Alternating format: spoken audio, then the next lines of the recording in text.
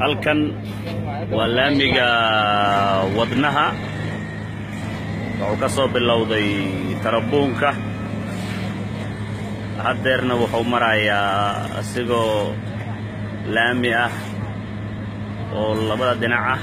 isgoyska KBB ama kaasa balbalaara si ay qof walba u taqaano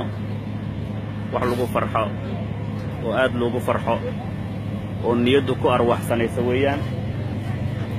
ummadda Soomaaliyeed meel walba joogtaan waxaan idin leeyahay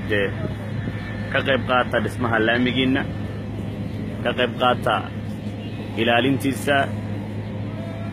aad baan idinkugu hambalyaynaynaa dawladda hoose ayaa qaybta ugu badan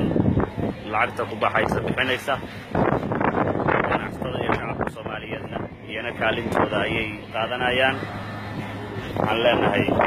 aad iyo aad u mahadsantiin waa kaas agabkii iyo qalabkii loogu talagalay inay laamiga lagu dhiso idinna waxaan idin leeyahay waa mahadsantihiin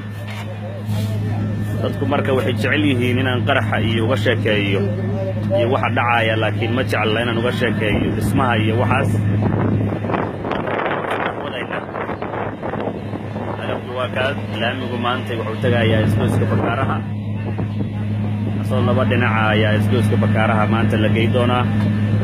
marka duulayaan idin rajaynayaa dhammaantiin aad iyo aad baad u mahadsantihiin dhammaantiin